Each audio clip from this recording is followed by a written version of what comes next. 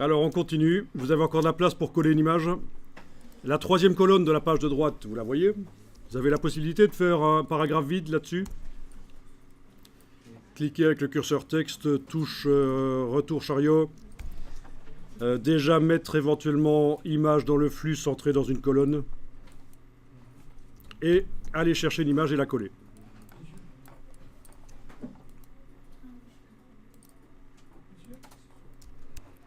Donc CTRL X pour couper l'image. Et puis je vais la coller ici. Voilà. Et alors elle est passée à la colonne suivante. Ah oui, c'est vrai que ça crée des blancs, mais en fait, il ne faut pas avoir trop peur des espaces. C'est pas réellement un problème dans une mise en page. D'ailleurs, je vous montre ici, vous ne faites rien, je vous montre un livre qui vous explique que quand vous faites de la mise en page, si vous voulez que ça ait l'air d'être haut de gamme, vous avez intérêt à mettre des espaces. Du blanc, mais quand on parle de blanc, évidemment, si le fond de la page est coloré, bon, c'est le fond coloré de la page, mais du vide, quoi, c'est ça. Donc c'est un bouquin qui est là pour expliquer comment faire de la bonne communication. Vous allez le trouver en PDF sur le web, certainement, hein, vous êtes malin. Et c'est ça, ce bouquin, c'est expliquer que vous avez intérêt à faire des espaces, comme, voilà, il y a de l'espace vide avec pas grand-chose dedans.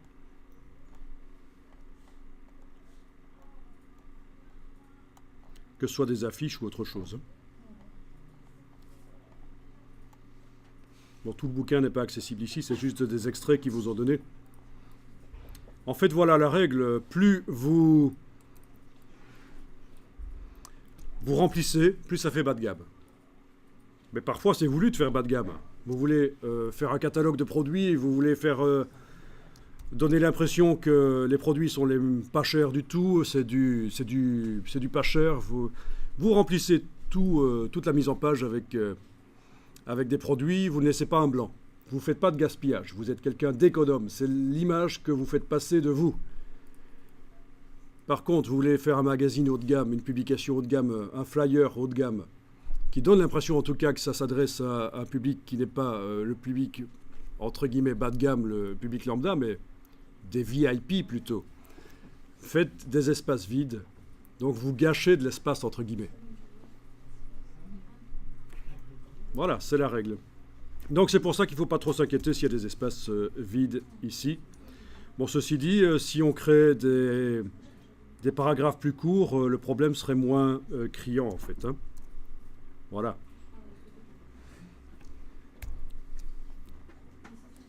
Ça donnerait plus de souplesse d'avoir plus de petits paragraphes en fait. Ok.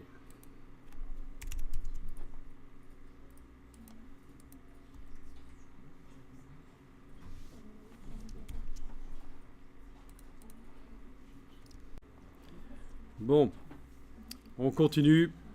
Vous avez une image qui est... Enfin, vous avez 4 images normalement si vous avez fait à peu près comme moi. Là, je double-clique sur la main parce que j'arrive plus à recentrer mes pages sur le document. C'est petite astuce, un double-clic sur la main pour recentrer le document dans la fenêtre. Alors, vous allez prendre une des images du centre et sélectionner le paragraphe. Donc, une des images qui est au centre de la mise en page, là. Donc, pas la première, pas la dernière. Allez-y vers une de ces images ici. Waouh, on va y arriver.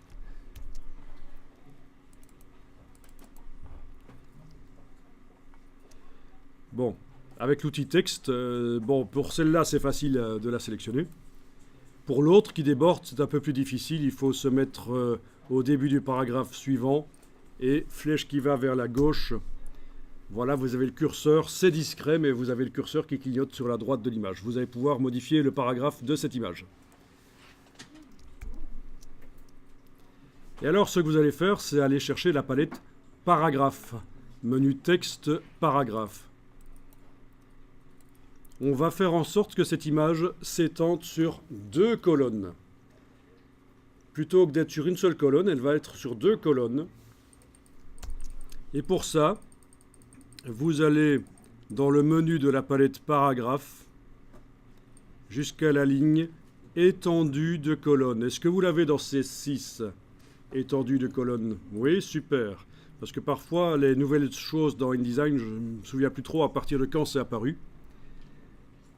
Donc, menu de la palette paragraphe étendue de colonnes.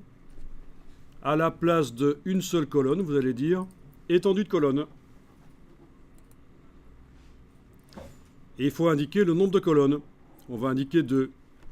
Tiens, mon InDesign a planté, c'est super. Je vais redémarrer InDesign.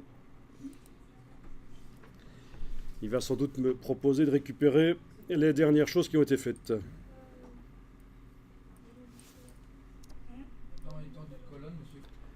Ok, il m'a réouvert mon document.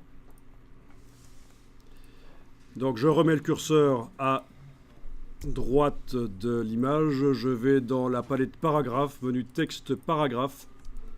Je vais choisir étendue de colonne.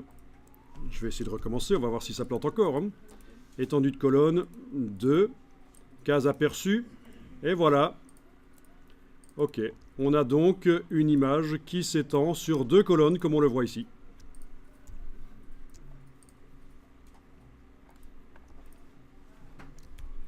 Évidemment, elle a gardé la dimension qu'elle avait quand elle était sur une colonne, donc je vais prendre la flèche noire et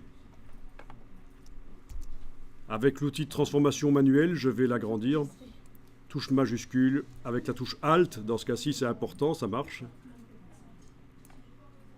Voilà.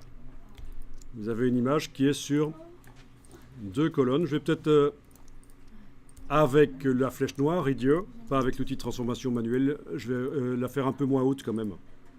Voilà. Ok, oubliez ça avec C6, ça a l'air de planter, donc vous oubliez ça. Je termine l'exercice ici avec l'étendue de colonne pour vous montrer que, bon, voilà, quand je mets le curseur texte à droite de l'image, cette image utilisait le style image dans le flux centrée dans une colonne, on est d'accord. Mais j'ai modifié un paramètre, j'ai dit qu'elle peut s'étendre sur 2 colonnes. C'est pour ça que j'ai le petit signe plus, je me suis éloigné du style. Qu'est-ce que je fais ici? Eh bien, je vais créer un nouveau style de paragraphe, que je vais appeler image dans le flux, et entre parenthèses, centré, mais pas dans une colonne, cette fois-ci dans 2 colonnes. C'est le nom que je vais donner au style, et je vais indiquer qu'il n'est pas créé d'après l'autre style, il faut faire attention à ça, pas de parentage de style. Et comme ça, je peux appliquer un ou l'autre style aux images. Bon, le perroquet, je vais le faire finalement sur une colonne. Il faut que je redimensionne l'image. Bien sûr. Finalement, c'est le pont que je vais faire sur 2 colonnes. Je mets le curseur à droite de l'image du pont et je lui applique le style image dans le flux centré sur 2 colonnes. Il va aller sur 2 colonnes. Voilà, il est allé sur 2 colonnes. Je sélectionne l'image avec la flèche noire, je redimensionne. Et voilà, on a une image qui est sur 2 colonnes. Ok, de toute façon, oubliez cette partie-ci, c'était peut-être pas le moment d'en parler, et en plus, ça fait planter InDesign. Donc, voilà.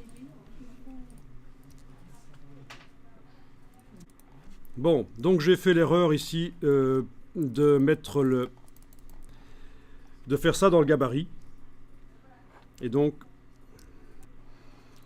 voilà, ce que j'ai mis dans le gabarit se retrouve sur toutes les pages, c'est pas du tout ce que je voulais. Donc, ne faites pas ça, bien sûr, parce que vous n'avez pas fait cette erreur. Je travaille dans le gabarit ici. Je vais mettre le curseur texte dans la colonne, faire CTRL-A, CTRL-X. Donc, le texte, tout a été enlevé du gabarit.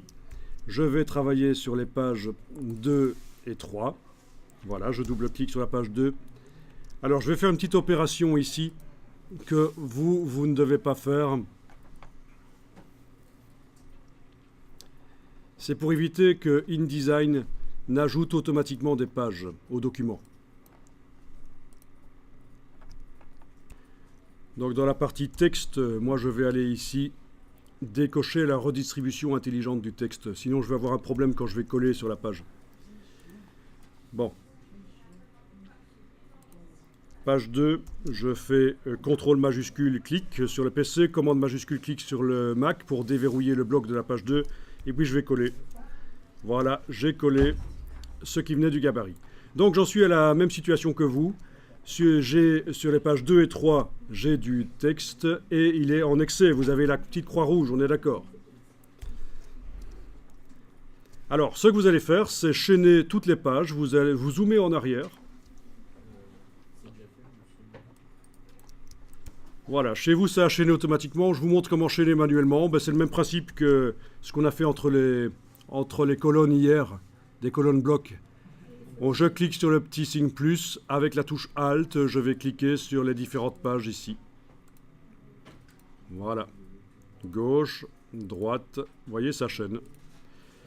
Et on va pouvoir faire des longs documents comme ça. Alors, il y a d'autres choses qu'on fera sur ce document, mais pas tout de suite. On va réduire sur certaines pages à 2 colonnes, voire même une colonne de texte. Une fois qu'on aura placé les images, il n'y aura pas de problème, on va pouvoir réduire, faire une mise en page un peu moins régulière.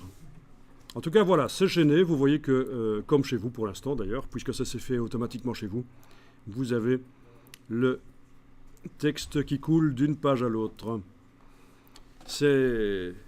Il nous reste plein de choses à faire. Le réglage typographique du texte pour qu'il soit plus professionnel. Aller mettre des titres aussi, des sous-titres, numéroter les paragraphes.